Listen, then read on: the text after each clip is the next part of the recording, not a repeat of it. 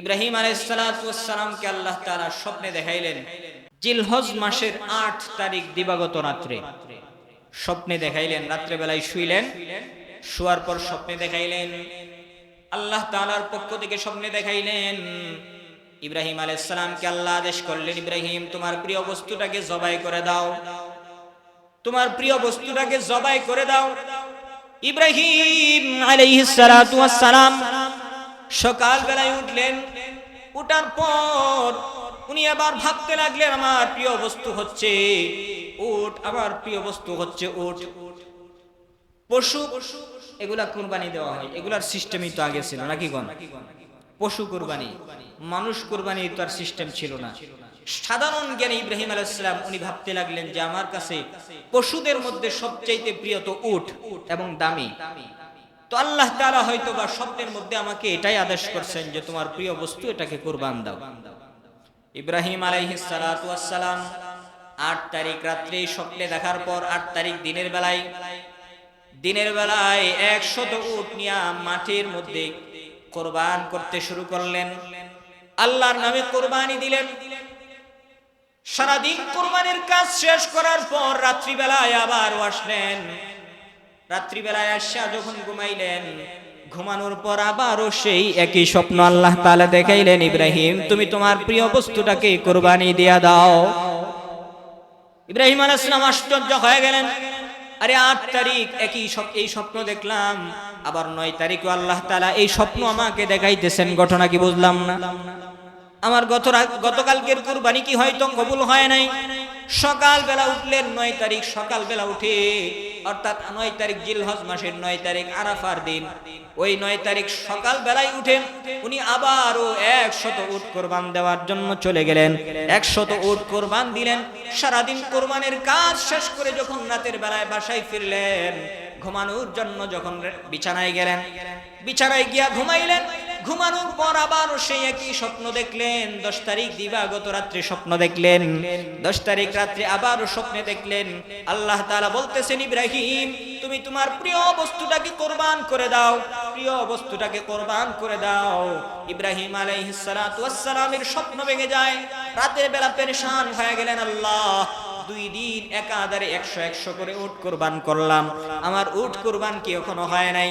আমার প্রিয় বস্তুটা উট ছিল। আল্লাহ রাব্বুল আলামিন ইব্রাহিম আলাইহিস সালাতু ওয়াস সালামের মাথায় ঢেলে দিলেন, তোমার প্রিয় বস্তু তো আরো আছে উট ছাড়া। বলে এই পৃথিবীতে তোমার সবচেয়ে প্রিয় বস্তু কোনটা? বলে সবচেয়ে প্রিয় বস্তু তো আমার ছেলে।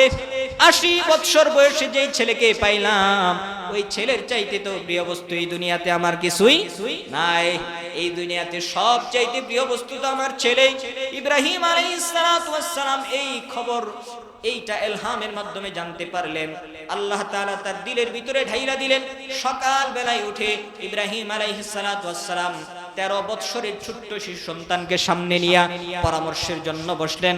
ও আমার শিশু, ও আমার কলিজার টুকরা সন্তান, ইন্নী আরা ফিল মানামি আন্নী আযবাহুকা ফানজুর মাযা তারা। রাতের বেলায় আমি স্বপ্নে দেখলাম, রাতের বেলায় আমি স্বপ্নে দেখলাম, ইন্নী আরা ফিল মানাম, রাতের বেলায় আমি স্বপ্নে দেখলাম, আযবাহুকা ফানজুর মাযা তারা, আমি তোমাকে জবাই করতেছি। ফানজুর মাযা তারা, তাহলে তোমার এখন কি রায়? তোমার এই স্বপ্নের ব্যাপারে তোমার কি মতামত আমাকে বলো। সুবহানাল্লাহ। এই আদেশ আল্লাহর পক্ষ থেকে কোরআনুল কারীমের মধ্যে ঘটনা শোনানোর উদ্দেশ্য কি? যে আমরা যখন কোনো পরামর্শ করে কোনো কাজ করব, ফ্যামিলিগত কোনো কাজ করব, সেটাকে পরামর্শ করে করব এবং সেই কাজের মধ্যে আল্লাহ তাআলা বরকত দিয়ে দিবেন। কথা বলেন ঠিক কিনা? শিশু সন্তান ইব্রাহিম আলাইহিস সালাতু ওয়াস সালামের ছোট্ট কলিজার টুকরা সন্তান ইসমাঈল, শিশু নবী ইসমাঈলের বয়স তখন ১৩ বছর। এই ছোট্ট বালকের সাথে পরামর্শ করলেন, ইন্নী আরা ফিল মানামি আন্নী আযবাহুকা ফানজুর মাযা তারা, এখন তোমার কি রায়, তোমার কি মতামত? আমি তো রাতের বেলায় দেখেছি তোমাকে স্বপ্নে জবাই করতেছি, তোমার কি মতামত আমাকে জানাও। ইব্রাহিম আলাইহিস সালাতু ওয়াস সালামের ছেলে ইসমাঈল, বাপ কা বেটা को বাপ কা বেটা সিপাহী কা ঘোড়া, কোচ না হো তো তোরা তোরা। যেমন বাবা তেমন সন্তান হয়, বাবা যেমন সন্তান তেমন হয়। পয়গম্বরের সন্তান তো পয়গম্বর ওয়ালা তরবিয়ত নিয়ে ছোটবেলা থেকে জন্মায়, ছোটবেলা থেকে জন্ম লাভ করে পয়গম্বর ওয়ালা তরবিয়ত নিয়েই তো বড় হয়। পয়গম্বর ইব্রাহিম আলাইহিস সালাতু ওয়াস সালাম যখন সন্তানকে কথা বললেন, ইব্রাহিম আলাইহিস সালাতু ওয়াস সালামের প্রশ্নের জবাবে, পরামর্শের জবাবে সন্তান চমৎকার করে বলে দিলেন, বাবা ইফআল মা তুমার ইয়া আবাতি ফাল মা তুমার সাতাজিদুনি ইনশাআল্লাহ, সাতাজিদুনি ইনশাআল্লাহু মিনাস সাবিরিন। ও আমার কলিজার টুকরা বাবা, আপনাকে যে আদেশ করা হয়েছে সেই আদেশ আপনি পালন করেন, আমাকে আপনি ধৈর্যশীল বান্দাদের মধ্য থেকে পেয়ে যাবেন। সুবহানাল্লাহ, ধৈর্যশীলদের মধ্য থেকে পাবেন। ইসমাঈল আলাইহিস সালামের বয়স তখন 13 বছর, এত ছোট্ট বালক, এরপরেও কত জ্ঞান গর্ব উত্তর দিয়েছিলেন, বলেছিলেন ইয়া আবাতি ফাল মা তুমার, আপনাকে যা আদেশ করা হয়েছে তা আপনি পালন করেন।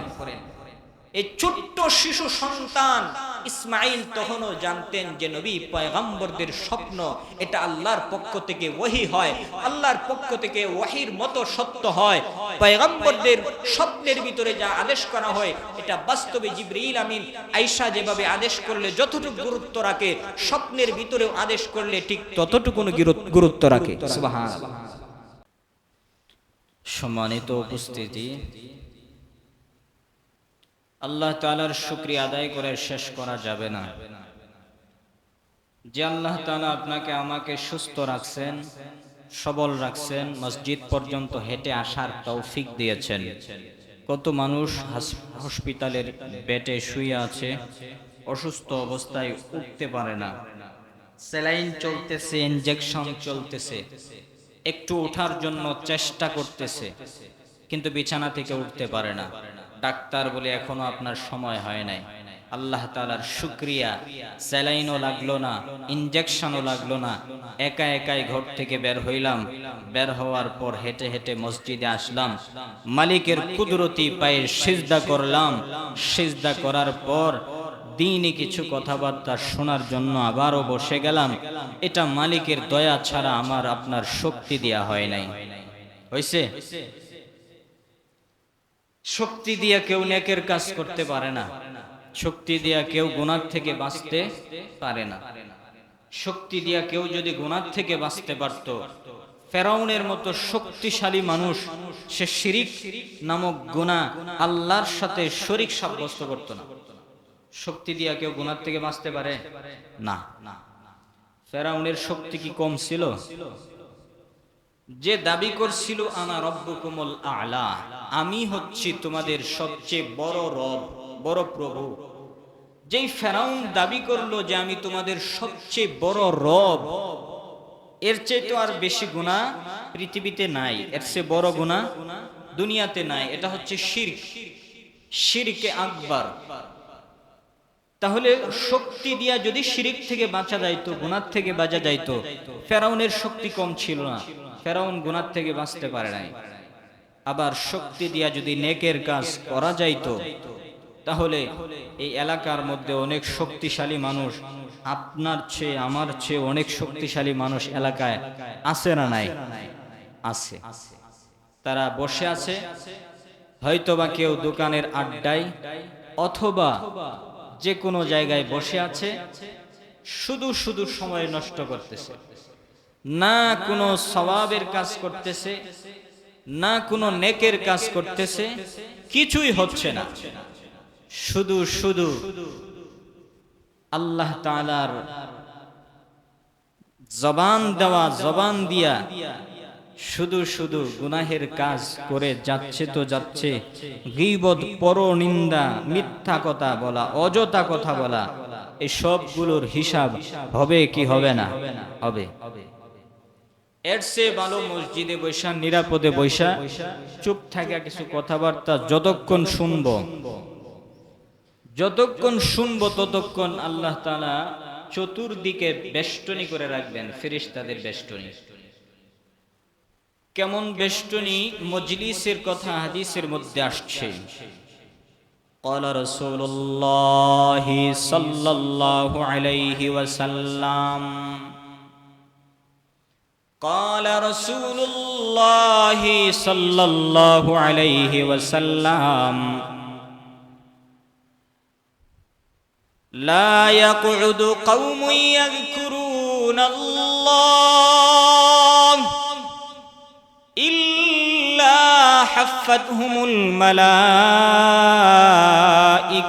وغشيتهم الرحمة ونزلت عليهم السكينة وذكرهم الله في من عنده। প্যারা হাবিব মুহাম্মদুর রাসূলুল্লাহ সাল্লাল্লাহু আলাইহি ওয়াসাল্লাম হাদিসের মধ্যে ইরশাদ করেছেন, যে ব্যক্তি কোরআন ও হাদিসের মজলিসে বসে যাবে, যেই ব্যক্তি কোরআন ও হাদিসের মজলিসে বসে যাবে, বসে যেখানে আল্লাহ তাআলার আলোচনা করা হয়, হাদিসের আলোচনা করা হয়, কোরআনের আলোচনা করা হয়, আল্লাহর বরত্বের আলোচনা করা হয়, নবী পাকের রিসালাতের আলোচনা করা হয়, ইল্লা হাফাতহুমুল মালাইকা, আল্লাহর হাবিব সাল্লাল্লাহু আলাইহি ওয়াসাল্লামের ইরশাদ করেন, ওই মজলিসটাকে চতুর্দিকে ফেরেশতারা বেষ্টন করে নেয়। সুবহানাল্লাহ। ওয়া নাযালাত আলাইহিমুস সাকিনা, আর ওই মজলিসের উপর আল্লাহ তাআলা সাকিনা নামক রহমত নাজিল করেন, এক প্রকার বিশেষ রহমত। ওয়া যাকারাহুমুল্লাহু ফী মান ইনদা, আর রব্বুল আলামিন আসমানের ফেরেশতাদের সাথে এই মজলিসে বসনেওয়ালাদের ব্যাপারে আলোচনা করতে থাকেন। কি আলোচনা করেন? রব্বুল আলামিন ফেরেশতাদেরকে জিজ্ঞাসা করেন, ও ফেরেশতারা, এই কয়েকজন বান্দা মাগরিবের নামাজ পড়ে মসজিদে বসে কি শুনতেছে? আরেকজন কি বলতেছে? ফেরেশতারা ডাক দিয়া বলে, মালিক। একজনে বলতেছে আর কয়েকজনে শুনতেছে। কি বলে? বলে আপনার জান্নাতের কথা বলতেছে, জান্নাতের বর্ণনা করতেছে, আপনার বরত্বের বর্ণনা করতেছে, আপনার কুদরতের বরত্ব বর্ণনা করতেছে, আপনার বরত্ব প্রকাশ করতেছে। আর কি চায়? আর কি করে? বলে জাহান্নামের আগুনের বর্ণনা করে, আর আগুন থেকে বাঁচতে চায়, জান্নাত পাইতে চায়, জাহান্নামের আগুন থেকে বাঁচতে চায়। আল্লাহ তাআলা ফেরেশতাদেরকে জিজ্ঞাসা করেন, অথচ আল্লাহ তাআলা জানেন, বান্দাদের মনের খবর জানেন, এরপরেও ফেরেশতাদেরকে জিজ্ঞাসা করেন, ও ফেরেশতারা, আমার বান্দারা কি জান্নাত পাইতে চায়? বলে হ্যাঁ, আপনার বান্দারা জান্নাতের আশায় মাগরিবের পর উলামায়ে কেরামের সামনে বসে গেছে। বলে আমার জান্নাত ওই দুনিয়ার বান্দারা দেখছেনি? ফেরেশতারা বলে না, দেখে নাই। দেখে নাই, না দেখার পরেও আপনার বান্দারা এত জান্নাতের জন্য পাগল পারা হয়ে গেছে,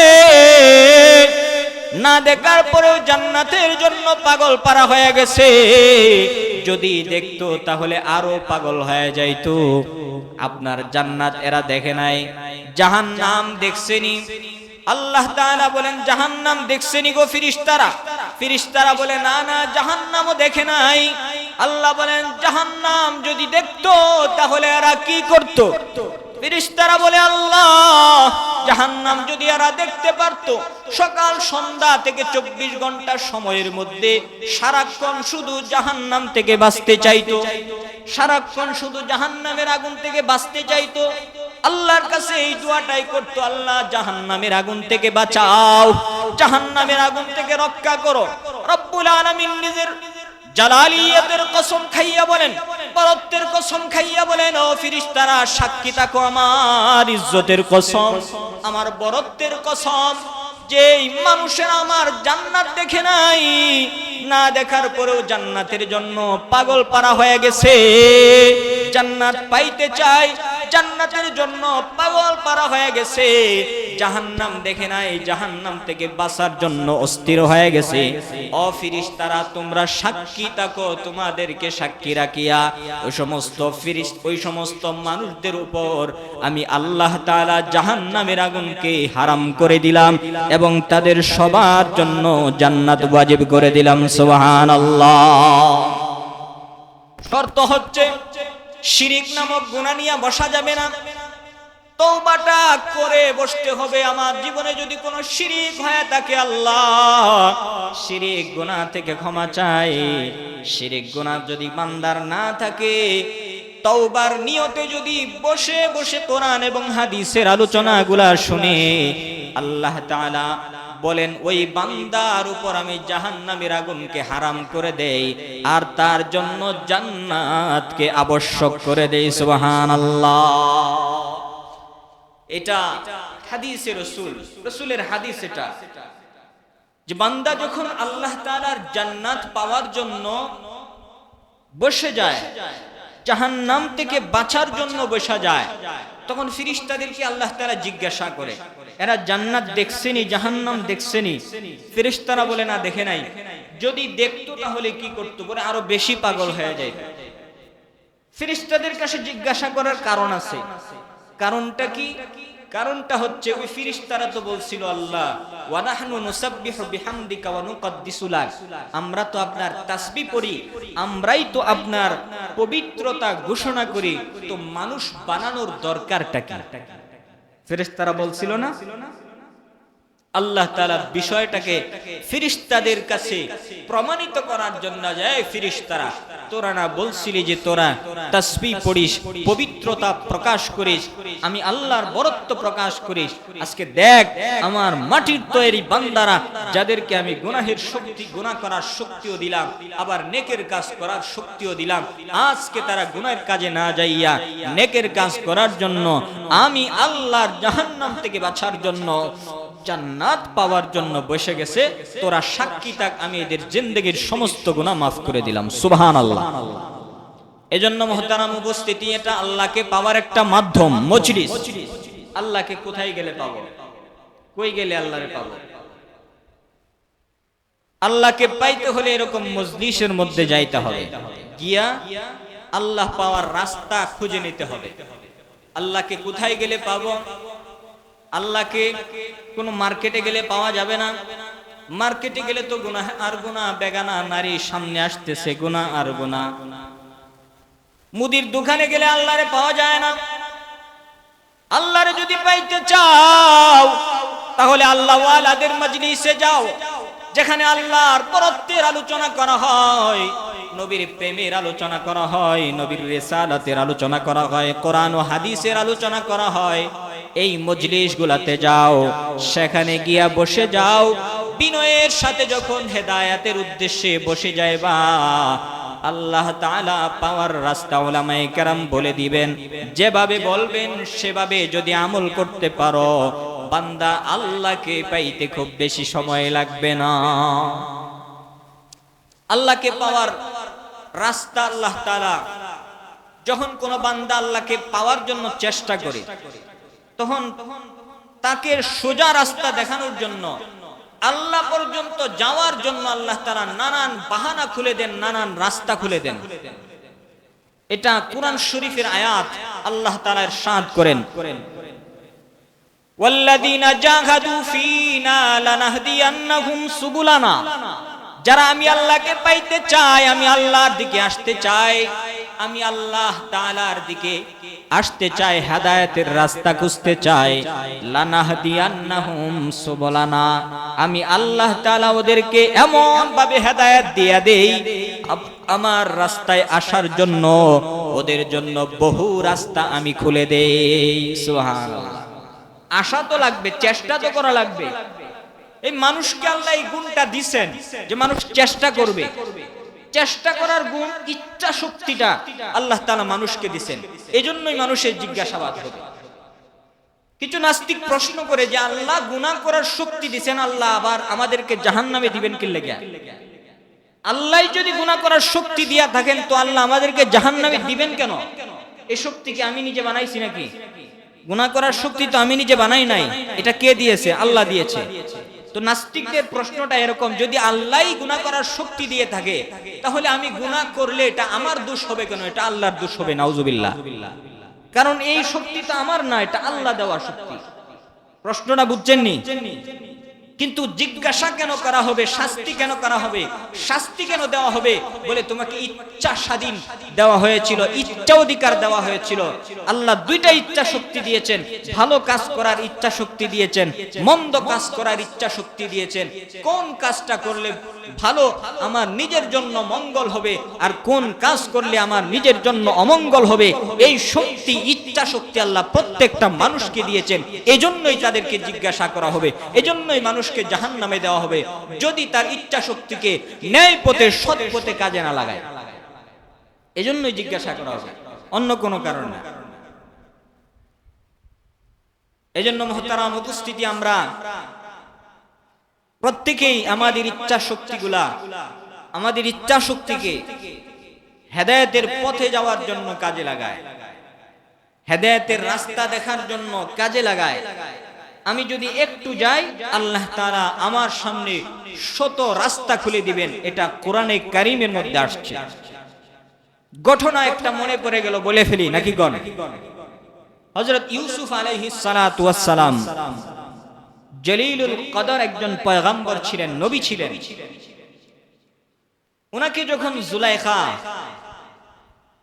বাদশার স্ত্রী, আজিজে মিসর বাদশার স্ত্রী, উনি যখন উনার পার্সোনাল কামরায় নিয়ে গেল নিজের কাম ভাব পূর্ণ করার জন্য, নিজের কামনা বাসনা পূর্ণ করার জন্য যখন উনার পার্সোনাল রুমে নিয়ে গেল, ইউসুফ আলাইহিস সালাতু ওয়াস সালাম চিন্তা করলেন, একে একে 7টা দরওয়াজা বন্ধ করেছে, একটা দরওয়াজা নয় 7টা দরওয়াজা একে একে লক করার পর ভিতরে যে রুমটা আছে সেই রুমে আমি আসছি, আমাকে নিয়ে আসছে। এখন আমার সামনে, আমার এখান থেকে এই প্রথম দরওয়াজাটা পর্যন্ত যতটুকুন ফাঁকা জায়গা আছে, এতটুকুন জায়গা যাওয়ার শক্তি আমার আছে, এতটুকুন জায়গা যাওয়ার শক্তি আমার আছে।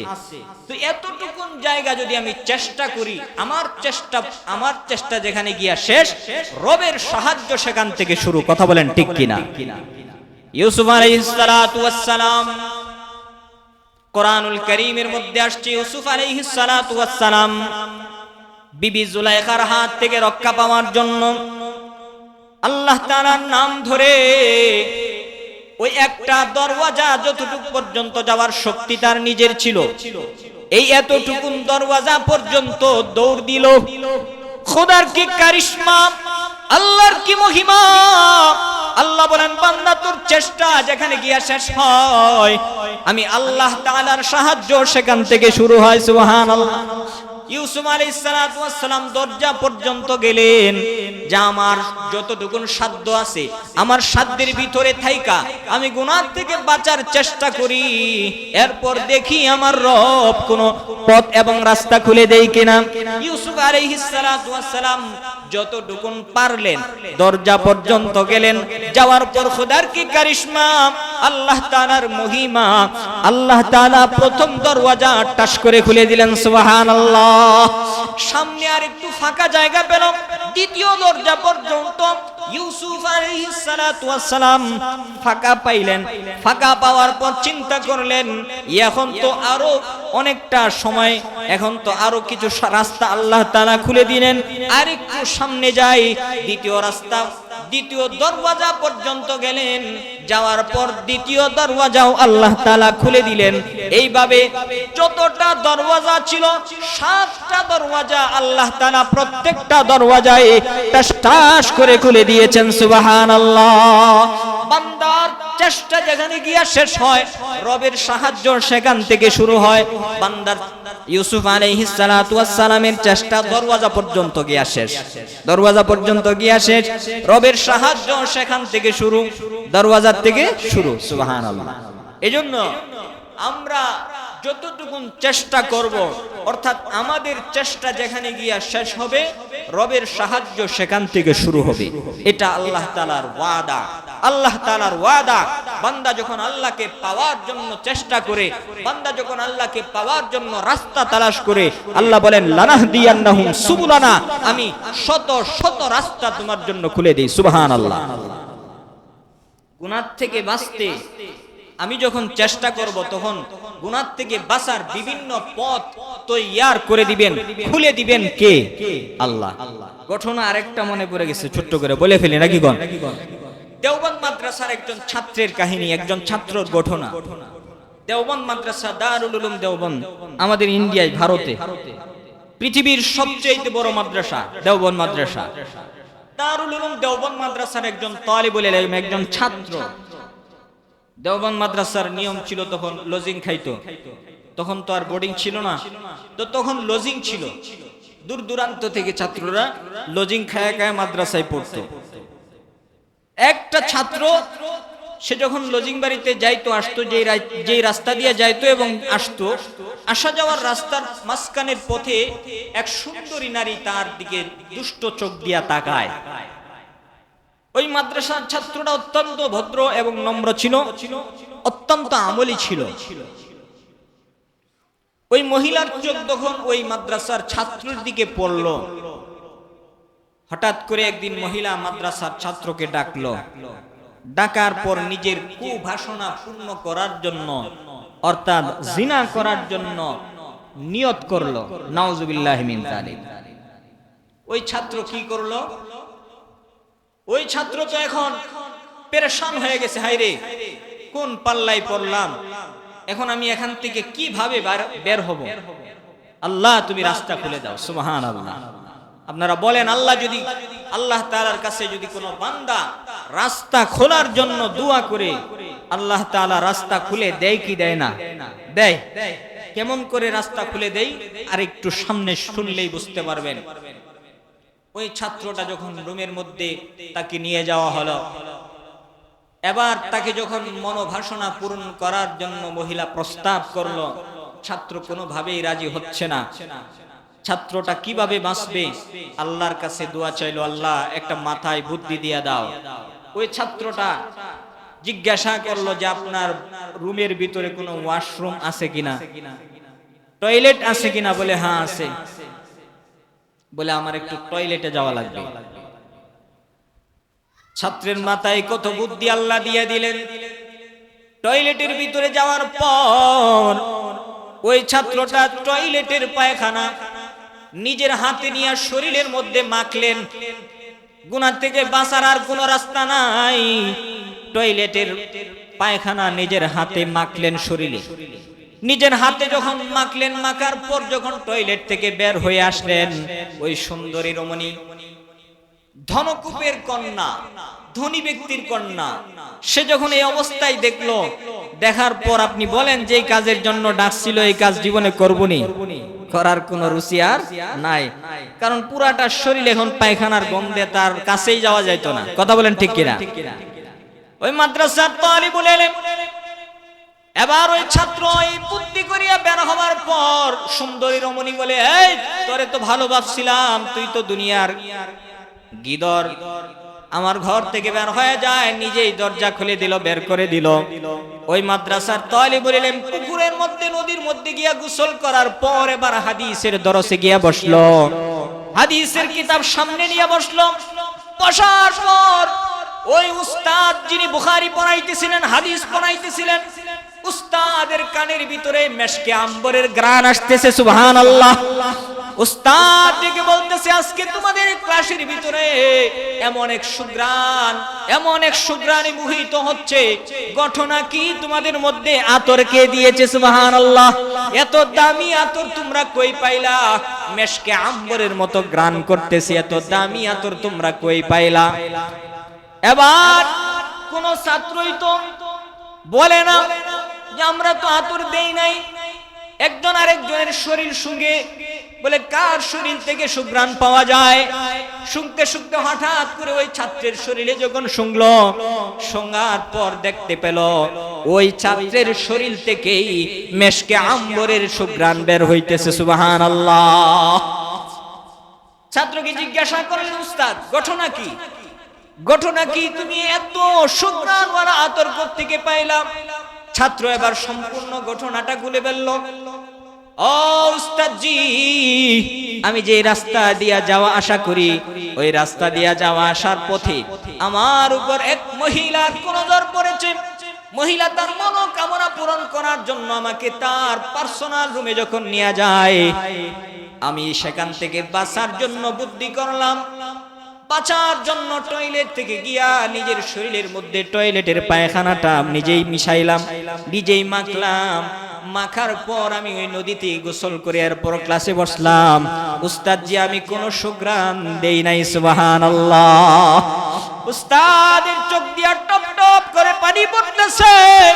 আর ওই সন্তানকে বলে, ওই ছাত্রকে বলে, আয় বাবা বুকে আয়, আজকে এমন কাজ তুই করলি, এমন চেষ্টা তুই করলি, গুনাহ থেকে বাঁচার জন্য এমন চেষ্টা করলি, ওই চেষ্টা করার কারণে আল্লাহ তাআলা তোর সম্পূর্ণ শরীরের মধ্যে মেশকে আম্বরের সুঘ্রাণ দিয়া দিয়েছেন। সুবহানাল্লাহ। ওয়াল্লাযীনা জাহাদু ফিনা লানাহদিয়ান্নাহুম সুবুলানা। আল্লাহু আকবার। যারা আমার রাস্তায় আসার জন্য চেষ্টা করবে, হেদায়েতের রাস্তা পাওয়ার জন্য যারা চেষ্টা করবে, আল্লাহ তাআলা বলেন তাদের হেদায়েত দেওয়ার জন্য আমি আল্লাহ তার সামনে শত শত রাস্তা খুলে দেব। সুবহানাল্লাহ। এজন্য আমাদের কাজ কি? রাস্তা তালাশ করা, রাস্তা তালাশ করা, যাওয়া। সওয়াবের কাজের রাস্তা কোনটা ওটা তালাশ করা, গুনাহের কাছ থেকে বাঁচার পথ কোনটা, রাস্তা কোনটা ওটা তালাশ করা। ওই পথে গেলে গুনাহ থেকে বাঁচতে পারবো, যতটুকুন যাইতে পারি এর সামনেই আল্লাহর সাহায্য আসবে। কথা বলেন ঠিক কিনা? এজন্য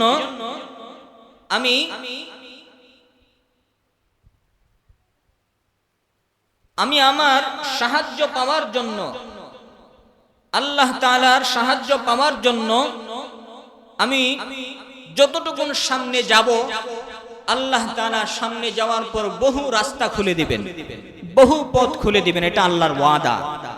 এজন্য মুহতারাম উপস্থিতি, আমরা গুনাহের পথ থেকে বাঁচার জন্য, হেদায়েতের পথ পাওয়ার জন্য আমাদেরও তো রাস্তা খোঁজার দরকার আছে না নাই?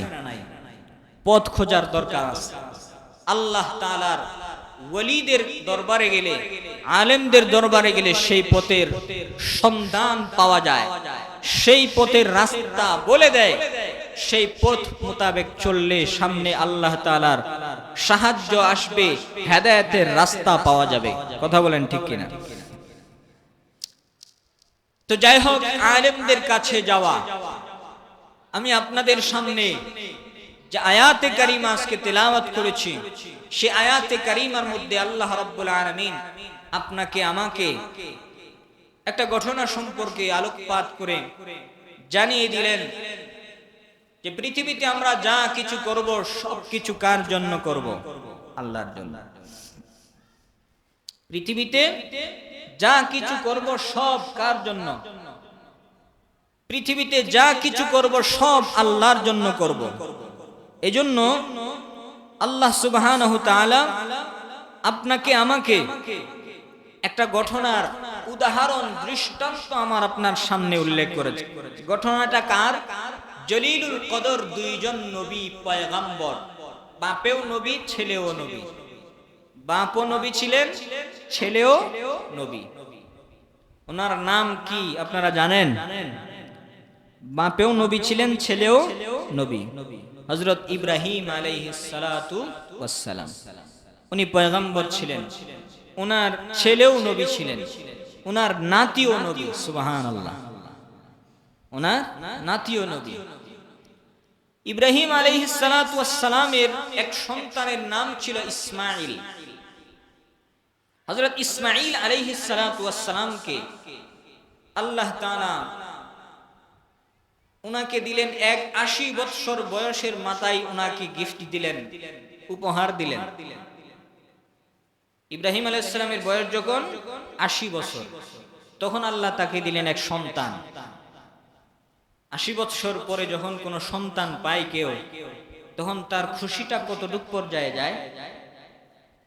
কেউ যদি আমাদের মাঝে, আমাদের সমাজে কেউ যদি 20 বছর 10 বছর পর 15 বছর পর বিয়ার 15 বছর পরে গিয়া সন্তান পাইছে, 15 বছর ধরে সন্তানের জন্য কত হাই হতাশ করে কবিরাজের কাছে যায়, ডাক্তারের কাছে যায়, এই এত কিছু করার পরে যখন 20 বছর পরে গিয়া সন্তান পায়, পাওয়ার পরে সে কি পরিমাণ খুশি হয়। ইব্রাহিম আলাইহিস সালামের বয়স তখন 80 বছর। 80 বছর বয়সে আল্লাহর কাছে দোয়া করতেন, আল্লাহ রব্বি হাবলি মিনাস সালিহিন। এজন্য যাদের সন্তান নাই বা নেক সন্তান যাদের লাগে, এই দোয়াটা তাদের জন্য করার, এই দোয়াটা তাদের জন্য পড়ার নিয়ম করে দিয়েছেন আল্লাহর হাবিব সাল্লাল্লাহু আলাইহি ওয়াসাল্লাম। উম্মত, যখন তোমরা নেক সন্তান চাইবা আল্লাহর কাছে, বা যাদের সন্তান নাই আল্লাহর কাছে সন্তান চাইবা, তখন এই দোয়াটা পড়ে আল্লাহর কাছে চাইবা, আল্লাহ নেক সন্তান দিবে। দোয়াটা কি? ছোট্ট, রব্বি হাবলি মিনাস সালিহিন, রব্বি হাবলি মিনাস সালিহিন। এই ছোট্ট দোয়াটা কইরা ইব্রাহিম আলাইহিস সালাম আল্লাহর কাছ থেকে পাইলেন নবী ইসমাঈল আলাইহিস সালাতু ওয়াস সালামকে, ওনার আদরের সন্তান। ছোট্ট বেলায় ইসমাঈল আলাইহিস সালাতু ওয়াস সালামকে আল্লাহ তাআলা বললেন যে আমার এই আপনার এই ছোট্ট ছেলে ইসমাঈল এবং তার মা দুজনকেই মক্কায় গিয়া বননিবাস দিয়ে আসেন। মরুভূমিতে, মরুভূমিতে যেখানে জনমানব শূন্য এলাকা, মানুষ নাই, গাছপালাও কম, বসতি নাই, মক্কা কাবা শরীফের আশপাশের এলাকা, সেখানে আপনি গিয়া বনবাস দিয়ে আসেন। বনবাস দিয়ে আসেন, এটা আল্লাহর পক্ষ থেকে ওয়াদ, আল্লাহর পক্ষ থেকে আদেশ। নবী পয়গম্বরদেরকে যখন কোনো আদেশ করা হয় তারা অবশ্যই সেটা পালন করেন। ইসমাঈল আলাইহিস সালাতু ওয়াস সালামকে ছোট্ট বালক, একবারে দুধের শিশু, এই ছোট্ট সন্তানরে নিয়ে নিজের স্ত্রীকে সহ কোথায় দিয়ে আসলেন? মক্কায়। এবার ইসমাঈল আলাইহিস সালাতু ওয়াস সালামকে ওনার মা সেখানে লালন পালন করতেছেন। আমি বলেছিলাম ইসমাঈল আলাইহিস সালাতু ওয়াস সালামকে যখন সেখানে নিয়ে যায়, বিবি তার স্ত্রীকে, বিবি তার স্বামীকে জিজ্ঞাসা করেছিলেন, ও স্বামী আমার, আপনি তো এখান থেকে চলে যাচ্ছেন, আপনার সন্তান আর স্ত্রীর খাবারের দায়িত্ব কে নিবে, বা খাবার কোথা থেকে আসবে? আপনি যে আমাকে এখানে রেখে যাচ্ছেন, এটাকে আল্লাহ তাআলার আদেশে রেখে যাচ্ছেন নাকি আপনার নিজের ইচ্ছায়? ইব্রাহিম আলাইহিস সালাম বলেছিলেন যেটা আল্লাহ তাআলার আদেশে। তো নবী পয়গম্বরদের স্ত্রী, তিনিও এরকম মুত্তাকি, আল্লাহ ওয়ালি, তিনি বলেছিলেন যে আল্লাহ তাআলা একটা দুধের শিশু বাচ্চা এবং একটা অসহায় নারীকে মরুভূমিতে রাখার আদেশ করেন, সেই আল্লাহ ওই ছোট্ট শিশু এবং ওই নারীর খাবারের ব্যবস্থা করে দেওয়ার মতো শক্তি আল্লাহর আছে। সুবহানাল্লাহ। আপনি চলে যান, আপনি চলে যান। ইব্রাহিম আলাইহিস সালাম চলে গেলেন। শিশু ইসমাঈল আলাইহিস সালাম এখানেই থাকলেন, বড় হতে লাগলেন। কিছুদিন পর ইব্রাহিম আলাইহিস সালাম আসলেন, ইসমাঈল আলাইহিস সালাতু ওয়াস সালামকে এইভাবেই লালন পালন করতেছেন। বয়স যখন 12 থেকে 13 বছর, বয়স যখন 12 থেকে 13 বছর হলো, 12 থেকে 13 বছর বয়স হওয়ার পর এবার নিয়ে আসলেন ইব্রাহিম আলাইহিস সালাতু ওয়াস সালামকে আল্লাহ তাআলা স্বপ্নে দেখাইলেন। এটা কি মাস চলতেছে? যুলকআদা, জিলকদ মাস, জিলহজ মাসের 8 তারিখ দিবাগত রাত্রে স্বপ্নে দেখাইলেন। রাত্রে বেলায় শুইলেন, শোয়ার পর স্বপ্নে দেখাইলেন, আল্লাহ তাআলার পক্ষ থেকে স্বপ্নে দেখাইলেন ইব্রাহিম আলাইহিস সালামকে আল্লাহ আদেশ করলেন, ইব্রাহিম তোমার প্রিয় বস্তুটাকে জবাই করে দাও, তোমার প্রিয় বস্তুটাকে জবাই করে দাও। ইব্রাহিম আলাইহিস সালাতু ওয়াস সালাম সকাল বেলায় উঠলেন।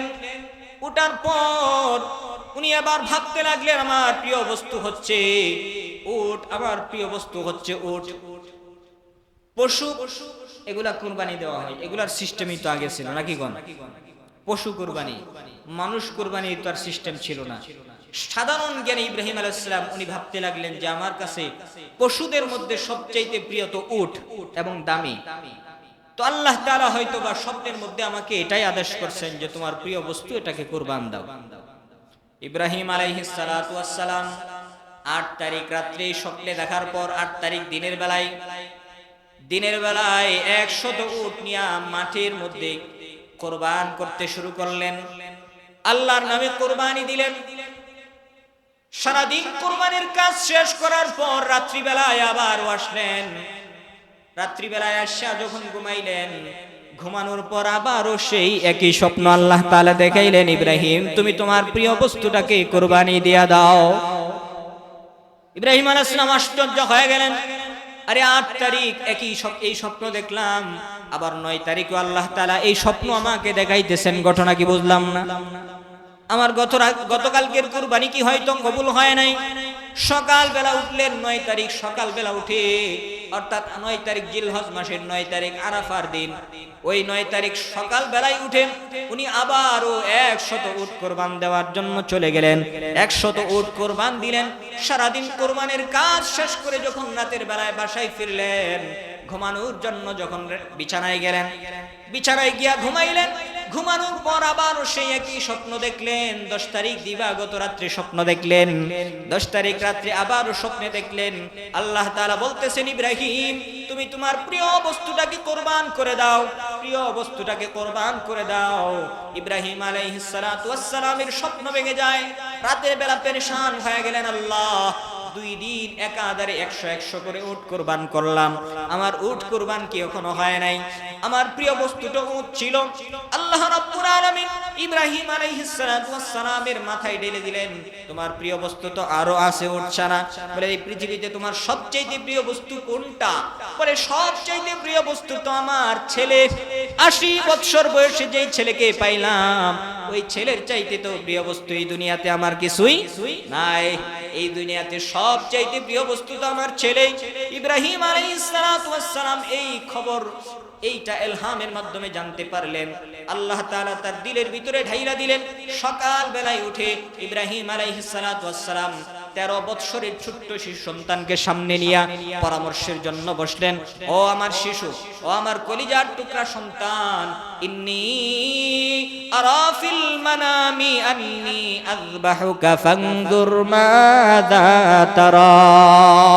রাতের বেলায় আমি স্বপ্নে দেখলাম, রাতের বেলায় আমি স্বপ্নে দেখলাম, ইন্নী আরা ফিল মানাম, রাতের বেলায় আমি স্বপ্নে দেখলাম, আযবাহুকা ফানজুর মাযা তারা, আমি তোমাকে জবাই করতেছি। ফানজুর মাযা তারা, তাহলে তোমার এখন কি রায়? তোমার এই স্বপ্নের ব্যাপারে তোমার কি মতামত আমাকে বলো। সুবহানাল্লাহ। এই আদেশ আল্লাহর পক্ষ থেকে কোরআনুল কারীমের মধ্যে ঘটনা শোনানোর উদ্দেশ্য কি? যে আমরা যখন কোনো পরামর্শ করে কোনো কাজ করব, ফ্যামিলিগত কোনো কাজ করব, সেটাকে পরামর্শ করে করব এবং সেই কাজের মধ্যে আল্লাহ তাআলা বরকত দিয়ে দিবেন। কথা বলেন ঠিক কিনা? শিশু সন্তান ইব্রাহিম আলাইহিস সালাতু ওয়াস সালামের ছোট্ট কলিজার টুকরা সন্তান ইসমাঈল, শিশু নবী ইসমাঈলের বয়স তখন 13 বছর। এই ছোট্ট বালকের সাথে পরামর্শ করলেন, ইন্নী আরা ফিল মানামি আন্নী আযবাহুকা ফানজুর মাযা তারা, এখন তোমার কি রায়, তোমার কি মতামত? আমি তো রাতের বেলায় দেখেছি তোমাকে স্বপ্নে জবাই করতেছি, তোমার কি মতামত আমাকে জানাও। ইব্রাহিম আলাইহিস সালাতু ওয়াস সালামের ছেলে ইসমাঈল, बाप का बेटा सिपाही का घोड़ा, कुछ ना हो तो তোরা তোরা। যেমন বাবা তেমন সন্তান হয়, বাবা যেমন সন্তান তেমন হয়। পয়গম্বরের সন্তান তো পয়গম্বর ওয়ালা তরবিয়ত নিয়ে ছোটবেলা থেকে জন্মায়, ছোটবেলা থেকে জন্ম লাভ করে পয়গম্বর ওয়ালা তরবিয়ত নিয়েই তো বড় হয়। পয়গম্বর ইব্রাহিম আলাইহিস সালাতু ওয়াস সালাম যখন সন্তানকে কথা বললেন, ইব্রাহিম আলাইহিস সালাতু ওয়াস সালামের প্রশ্নের জবাবে, পরামর্শের জবাবে সন্তান চমৎকার করে বলে দিলেন, বাবা ইফআল মা তুমার, ইয়া আবাতি ইফআল মা তুমার, সাতাজিদুনি ইনশাআল্লাহ, সাতাজিদুনি ইনশাআল্লাহু মিনাস সাবিরিন। ও আমার কলিজার টুকরা বাবা, আপনাকে যে আদেশ করা হয়েছে সেই আদেশ আপনি পালন করেন, আমাকে আপনি ধৈর্যশীল বান্দাদের মধ্য থেকে পেয়ে যাবেন। সুবহানাল্লাহ, ধৈর্যশীলদের মধ্য থেকে পাবেন। ইসমাঈল আলাইহিস সালামের বয়স তখন 13 বছর, এত ছোট্ট বালক, এরপরেও কত জ্ঞান গর্ব উত্তর দিয়েছিলেন, বলেছিলেন ইয়া আবাতি ফাল মা তুমার, আপনাকে যা আদেশ করা হয়েছে তা আপনি পালন করেন। এই ছোট্ট শিশু সন্তান ইসমাঈল তখনও জানতেন যে নবী পয়গম্বরদের স্বপ্ন এটা আল্লাহর পক্ষ থেকে ওহী হয়, আল্লাহর পক্ষ থেকে ওহীর মতো সত্য হয়। পয়গম্বরদের স্বপ্নের ভিতরে যা আদেশ করা হয় এটা বাস্তবে জিবরিল আমিন আয়েশা যেভাবে আদেশ করলে যতটুকু গুরুত্ব রাখে, স্বপ্নের ভিতরেও আদেশ করলে ঠিক ততটুকু গুরুত্ব রাখে। সুবহানাল্লাহ, এটাই ছোট্ট বালকটা বুঝতে পারছে। বুঝার পরে উত্তর দিয়েছে ইয়া আবাতি ফাল মা তুমার সাতাজিদুনি ইনশাআল্লাহু মিনাস সাবিরিন।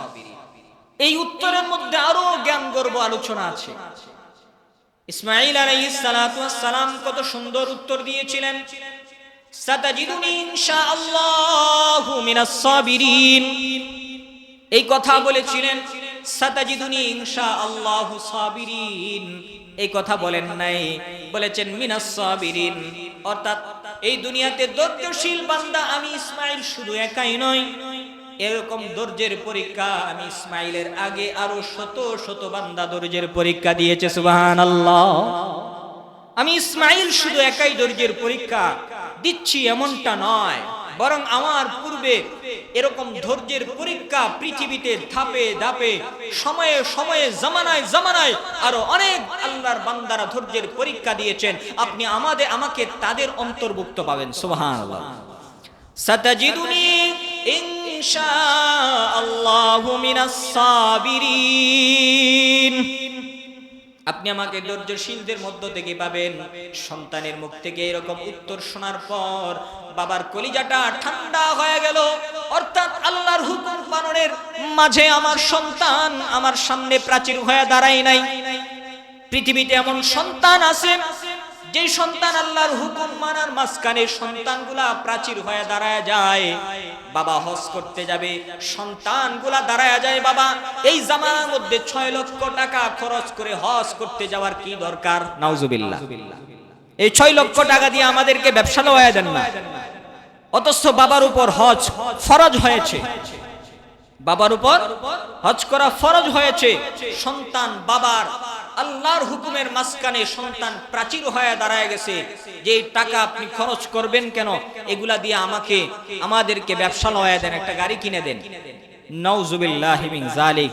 কিন্তু ইব্রাহিম আলাইহিস সালাতু ওয়াস সালামের সন্তান আল্লাহর হুকুম পালনের মাঝখানে প্রাচীর হয়ে দাঁড়ায় নাই, বরং সাহায্যকারী হয়ে দাঁড়িয়েছিলেন। সুবহানাল্লাহ, সহায়ক হয়ে দাঁড়িয়েছিলেন। আর বলেছিলেন ইয়া আবাতি ফাআল মা তুমার, ও আমার পিতা, ইয়া আবাতি ফাআল মা তুমার, আপনাকে যা আদেশ করেছেন আল্লাহ তাআলা আপনি সেটাই পালন করেন। সাতাজিদুনি ইনশাআল্লাহু মিনাস সাবিরিন, আপনি আমাকে ধৈর্যশীল বান্দাদের মধ্য থেকে পাবেন। অর্থাৎ পৃথিবীতে আমি ইসমাঈল শুধু একাই ধৈর্যের পরীক্ষা দেয় নাই, আমার মতো, আমি ইসমাঈলের মতো এরকম আলো হাজারো শত শত বান্দা আল্লাহ ধৈর্যের পরীক্ষা দিয়েছেন। এই ধৈর্যের পরীক্ষায় আমি ইসমাঈলও শামিল হইতে চাই। সুবহানাল্লাহ। এরপর ইসমাঈল আলাইহিস সালাতু ওয়াস সালামকে বিবির কাছে নিয়ে গেলেন। বিবি রে, দেরি করার সময় নাই, আজকে 10 তারিখ, 3 দিন একাধারে স্বপ্নে দেখলাম আমার ছেলে ইসমাঈলকে আমি জবাই করতেছি। আমার ছেলে ইসমাঈলকে জবাই করার আদেশ আসছে আল্লাহর পক্ষ থেকে, সুন্দর করে সাজায় দাও। মায়ের পক্ষ থেকে ইসমাঈল আলাইহিস সালাতু ওয়াস সালামকে সাজায় দেওয়া হলো। মা সুন্দর করে সাজিয়ে দিলেন। ইসমাঈল আলাইহিস সালাতু ওয়াস সালাম মায়ের কাছ থেকে বিদায় নিয়ে এবার বাবার সাথে ছুটলেন মিনার প্রান্তরে। সুবহানাল্লাহ। হাজী সাহেবরা যেখানে কুরবানি দেয় মিনা প্রান্তর, সেখানে ছুটলেন।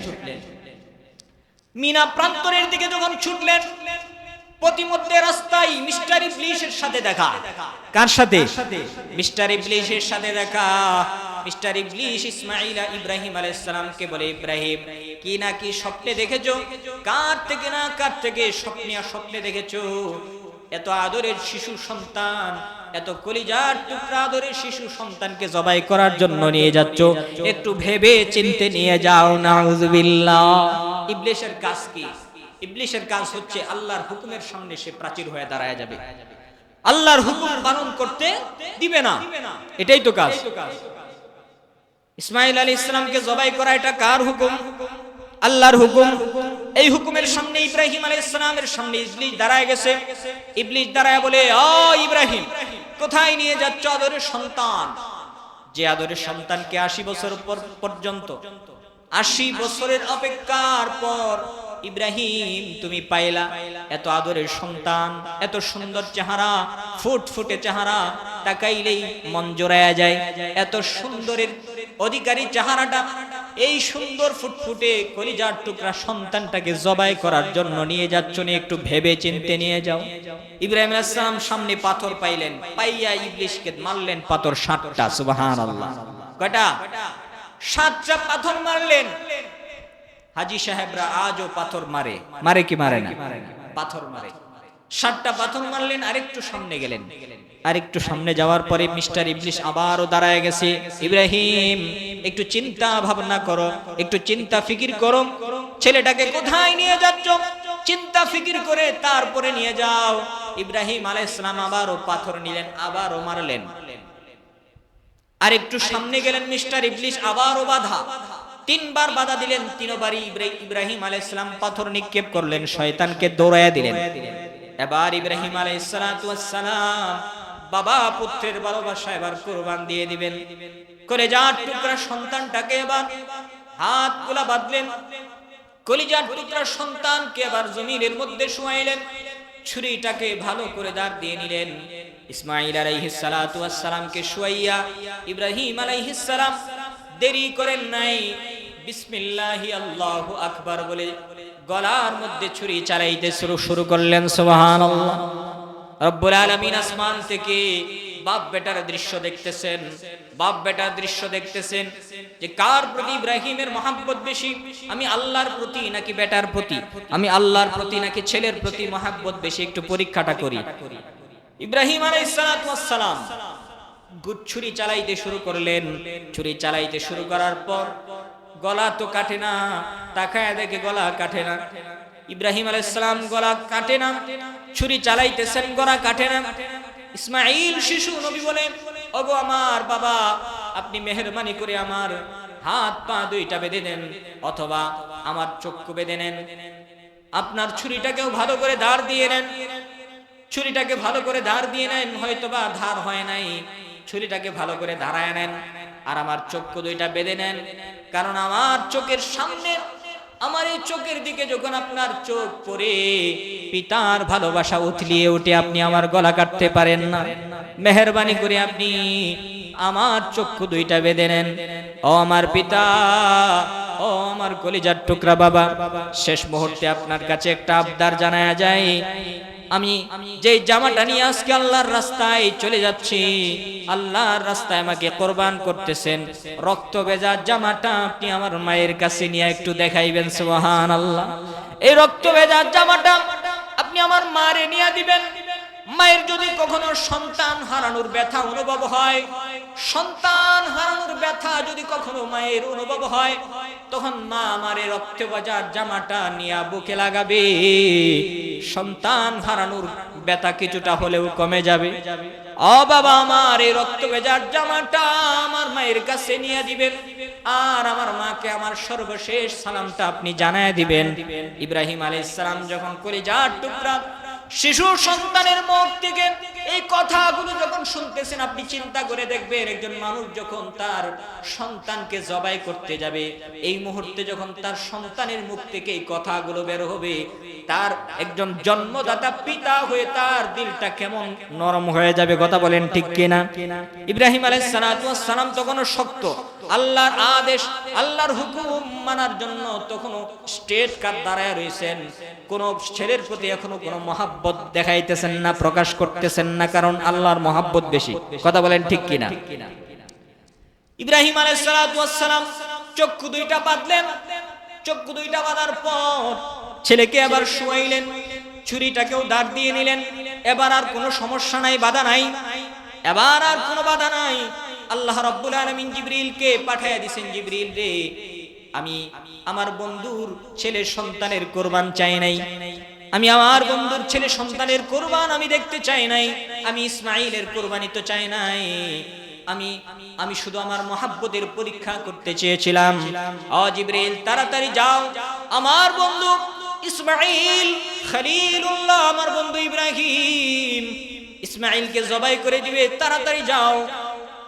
তাফসীরের কিতাবের ভিতরে আসছে ইব্রাহিম আলাইহিস সালাতু ওয়াস সালাম এত গলার মধ্যে পেশাইতেছেন, কিন্তু গলা কাটে না, কেন কাটে না বলেই ইসমাঈল আলাইহিস সালাতু ওয়াস সালামের গলা এবং ইব্রাহিমের ছুরির মাঝখানে সীসা দিয়া প্রাচীর করে দিয়েছেন আল্লাহ তাআলা, সুবহানাল্লাহ। এজন্য যতই কাটে কিন্তু গলা কাটে না, সুবহানাল্লাহ।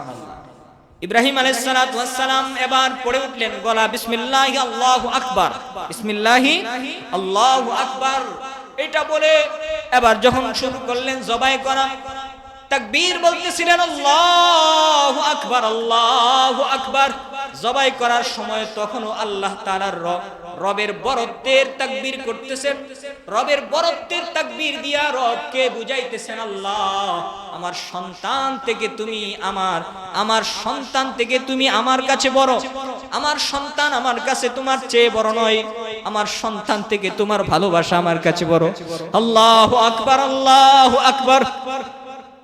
এবার ইব্রাহিম আলাইহিস সালাম যখন এই কথা বললেন, কথা বলার পর ইসমাঈল আলাইহিস সালাম জীবনের শেষ মুহূর্ত চলে আসবে, এই মুহূর্তের মধ্যেও আল্লাহ তাআলার ওয়াহদানিয়ত, একত্ববাদের তাওহীদের স্বীকৃতি দিচ্ছেন। ইসমাঈল আলাইহিস সালাতু ওয়াস সালাম বলছিলেন, লা ইলাহা ইল্লাল্লাহু আল্লাহু আকবার, লা ইলাহা ইল্লাল্লাহু আল্লাহু আকবার। ইসমাঈল আলাইহিস সালাতু ওয়াস সালাম বলছিলেন, আল্লাহ ছাড়া কোনো মাবুদ নাই, ওগো আমার পিতা, আমিও সাক্ষ্য দিতেছি আল্লাহ সবচেয়ে বড়, আমি তোমার সন্তান হতে পারি কিন্তু আল্লাহর চেয়ে তোমার কাছে আমার বেশি দাম নয়, আল্লাহ সবচেয়ে বড়, আমি এটাও সাক্ষ্য দিতেছি, সুবহানাল্লাহ। বাপ বেটার দুই শব্দ শুনে জিবরিল আলাইহিস সালাতু ওয়াস সালাম জান্নাতি দুম্বা নিয়ে আসতেছিলেন, আল্লাহ তাআলা পাঠিয়ে দিয়েছিলেন, জিবরিল যাও যাও আমার বন্ধুর কাছে যাও, ও তো তার ছেলেকে জবাই করে দিচ্ছে, জান্নাত থেকে দুম্বা নিয়ে দ্রুত গতিতে যাও, আমার জান্নাত থেকে দ্রুত গতিতে দুম্বা নিয়ে আমার বন্ধু ইসমাঈলকে সরাইয়া জান্নাতি দুম্বাটা ধরে দাও। এবার জিবরাইল আলাইহিস সালাতু ওয়াস সালাম ওই আসমান থেকে আওয়াজ দিলেন, ওয়ালিল্লাহিল হামদ, ওয়ালিল্লাহিল হামদ। আমরা যে তাকবীরে তাশরিক করি, আল্লাহু আকবার, আল্লাহু আকবার, লা ইলাহা ইল্লাল্লাহু, আল্লাহু আকবার, আল্লাহু আকবার, ওয়ালিল্লাহিল হামদ। ফেরেশতা আওয়াজ দিল, আল্লাহু আকবার, ওয়ালিল্লাহিল হামদ। এই আওয়াজ দিয়া মুহূর্তের মধ্যে জিবরাইল আলাইহিস সালাতু ওয়াস সালাম দুম্বা নিয়ে হাজির, শিশু নবী ইসমাঈলকে সরাইয়া দুম্বা ধরে দিলেন। ইব্রাহিম আলাইহিস সালাতু ওয়াস সালাম আল্লাহু আকবার বলে জবাই করতেছিলেন। এবার জবাই শেষে তাকায় দেখলেন তার ছেলে সন্তান পাশে দাঁড়ায় রয়েছে। জবাই হয়েছে ঠিক আছে, কিন্তু ছেলে সন্তান জবাই হয় নাই, জবাই হয়েছে আল্লাহর পক্ষ থেকে পাঠানো জান্নাতি দুম্বা জবাই হয়েছে, সুবহানাল্লাহ। আল্লাহ বলেন বান্দা, আল্লাহ বলেন ইব্রাহিম, ও আমার ইব্রাহিম, আমার বন্ধু, আমি তোমার ছেলে সন্তানের জবাই চাই নাই, আমি তোমার ছেলে সন্তানের জবাই চাই নাই। ফালাম্মা আসলামা ওয়া তাল্লাহু লিল জাবিন, উভয়ে যখন আল্লাহর হুকুমের সামনে আত্মসমর্পণ করলো, ছেলে নিজে জবাই হওয়ার জন্য আর বাবা জবাই করার জন্য আল্লাহর হুকুমের সামনে সারেন্ডার করলো, তখনই আল্লাহ তাআলা ইব্রাহিমকে আসমান থেকে ডাক দিলেন, ওয়ানাদাইনাহু আইয়া ইব্রাহিম, আমি ডাক দিলাম ও ইব্রাহিম, কদ সাদ্দাকতার রুইয়া, আল্লাহু আকবার। আজকে তুমি তোমার স্বপ্নকে বাস্তবায়িত করেছো। 2 দিন যে উট কুরবানি দিয়েছো এগুলোর কথা আমি বলি নাই, আজকে তুমি তোমার স্বপ্নকে বাস্তবায়িত করেছো, সুবহানাল্লাহ। ওয়ানাদাইনাহু আইয়া ইব্রাহিম قد صدقت الرؤيا إنا كذلك نجزي المحسنين আজকে তুমি তোমার স্বপ্নকে বাস্তবায়িত করেছো ইন্না কাযালিকা নাজিজিল মুহসিনিন তোমার মতো এরকম আল্লাহর প্রেম ভালোবাসা নিয়া পৃথিবীর মধ্যে যে কোনো ব্যক্তি আল্লাহর জন্য কুরবান করবে কিয়ামত পর্যন্ত আল্লাহর জন্য কুরবান করবে একমাত্র আল্লাহর জন্য যারা কুরবান করবে আমি আল্লাহ তাআলা তোমাকে যেই প্রতিদান দান করেছি কিয়ামত পর্যন্ত সমস্ত মানুষকেই আমি সেই প্রতিদান দিয়ে যাব সুবহানাল্লাহ এজন্য মুহতারাম হাজিরিন আল্লাহ তাআলা নিজেই বলতেছেন ইব্রাহিম ইন্না হাযা লাহুয়াল বালাউল মুবিন এটা ছিল আমার পক্ষ থেকে একটা সুস্পষ্ট পরীক্ষা এটা ছিল আমার পক্ষ থেকে একটা সুস্পষ্ট পরীক্ষা ইব্রাহিম আলাইহিস সালাতু ওয়াস সালামকে আল্লাহ তাআলা নানান রকম পরীক্ষা দিবেন নানান রকম পরীক্ষার মধ্যে ফেলাইছেন কঠিন কঠিন পরীক্ষা এর মধ্যে এটা সবচেয়ে বড় পরীক্ষা কঠিন পরীক্ষা ছিল নিজের ছেলের সন্তান আদরের ছেলে নিজের কলিজার টুকরা ছেলে সন্তানকে জবাই করা একটা চাট্টিকানি কথা নয় বাবা আল্লাহর হুকুমের সামনে নিজের ছেলে সন্তানকে জবাই করে দেওয়া এটা কি সাধারণ কথা না না না আপনি আমি পারবো না আপনার আমার হাত কাঁপবে যদিও আমরা 80 বছর বয়সে সন্তান 80 বছরের সন্তান না ইব্রাহিম আলাইহিস সালাম তো 80 বছর পরে সন্তান পায়া ওই সন্তানকে কুরবানি দিয়ে দিয়েছে আপনি আমি তো বিয়ার 1 বছর পরে যে সন্তান জীবনে আরো অনেক সন্তান লাভ করতে পারবো বিয়ার 1 বছর পরে যে সন্তান সেই সন্তানকে কি কুরবানি করতে পারবো কিনা এটা সন্দেহ আছে কথা বলেন ঠিক কিনা এজন্য ভালোবাসা হতে হবে আল্লাহর জন্য কুরবান হতে হবে কার জন্য কথা বলেন আল্লাহর জন্য মুহতারাম উপস্থিতি আমরা যখন আল্লাহ তাআলার জন্য কুরবান দিব আল্লাহ তাআলার জন্য কোনো কাজ করব আল্লাহ রাব্বুল আলামিন আপনাকে আমাকে সবাইকে উত্তম প্রতিদান দিবেন কতটুকুন প্রতিদান দিবেন যতটুকুন প্রতিদান ইসমাঈল আলাইহিস সালাতু ওয়াস সালামের ওই জবাহের মধ্যে ইব্রাহিম আলাইহিস সালাতু ওয়াস সালামকে দিয়েছিলেন ঠিক ততটুকুন প্রতিদান কিয়ামত পর্যন্ত সমস্ত কুরবানকারীকে আল্লাহ তাআলা দিবেন কথা বলেন ঠিক কিনা এটা বিশ্বাস হয় না আল্লাহর পক্ষ থেকে যে এতটুকুন নিয়ামত এতটুকুন জিনিস আমাকে দিবেন এটা কি বিশ্বাস হয় না হয় আল্লাহ তাআলার ভান্ডার কোনদিন খালি হওয়ার নয় আল্লাহ এমন দাতা যেই দাতা দিতেই থাকেন কোনদিন শেষ হয় না কিন্তু দুনিয়ার মানুষ এমন ধনভাণ্ডার যারা ধনভাণ্ডার পায় তারা দেওয়ার পরে একদিন শেষ হয়ে যায় দিতে দিতে একটা পর্যায়ে শেষ হয়ে যায় কিন্তু রব্বুল আলামিনের ভান্ডার এমন এক ভান্ডার যেই ভান্ডার আল্লাহ তাআলা দেন তো শেষ হয় না ইব্রাহিম আলাইহিস সালামকে যে সওয়াব দিবেন এই সওয়াব যদি ইখলাস ওয়ালা কুরবানকারী ব্যক্তিদের জন্য যদি আল্লাহ সওয়াব দিয়া দেয় বলেন আল্লাহ তাআলার ভান্ডারে কমতি পড়বে না এজন্য সামনে কুরবানি আসতেছে কুরবানি কার জন্য করতে হবে আল্লাহর কার জন্য এটা অন্য আরেকটা আয়াতের মধ্যে আল্লাহ তাআলা ইরশাদ করেছেন আল্লাহ বলেন কুল ইন্না সালাতি ওয়া নুসুকি ওয়া মাহইয়ায়া ওয়া মামাতি লিল্লাহ ওয়া মাহইয়ায়া ওয়া মামাতি লিল্লাহি রাব্বিল আলামিন হে নবী আপনি বলেন ইন্না সালাতি ওয়া নুসুকি ওয়া মাহইয়ায়া ওয়া মামাতি আমার কুরবানি ওয়া মাহইয়ায়া আমার বেঁচে থাকা ওয়া মামাতি আমার মরে যাওয়া আমার ব্যবসা করা আমার বাণিজ্য করা আমার চাকরি করা আমার উঠা বসা আমার হাসা আমার কাঁদা আমি কাঁদবো তো আল্লাহর জন্য কাঁদবো আমি হাসবো তো আল্লাহর জন্য হাসবো আমি ব্যবসা বাণিজ্য করব তো আল্লাহর জন্য করব চাকরি করব সেটাও করব আল্লাহর জন্য আমি যেটাই করব আল্লাহর জন্য করব আমি বাঁচবো তো আল্লাহর জন্য বাঁচবো মরে যাব তো আল্লাহর জন্য মরে যাব আমি যেটাই করি না কেন সব কিছু হবে কার জন্য লিল্লাহি রাব্বিল আলামিন। আল্লাহ বলেন, এ বান্দা, সব কিছু যখন আল্লাহর জন্য হবে, সব কিছু যখন আল্লাহর জন্য হবে, আমার মরে যাওয়া, বেঁচে থাকা, জীবিত থাকা, মরে যাওয়া, ব্যবসা করা, বাণিজ্য করা, আমার চাকরি করা, আমার ছেলে সন্তান মেয়ে সন্তান লালন পালন করা, আমার সব কিছু যখন আল্লাহর জন্য হবে, আল্লাহ তাআলা বলেন তখনই একজন বান্দা গিয়া ইখলাসওয়ালা হয়, তখনই ওই বান্দার কুরবানি আল্লাহর জন্য হয়। কথা বলেন ঠিক কিনা? লিল্লাহি রাব্বিল আলামিন, কুরবান হবে আল্লাহর জন্য। ইখলাসওয়ালা কুরবানি আমরা সবাই দিতে চাই কি চাই না?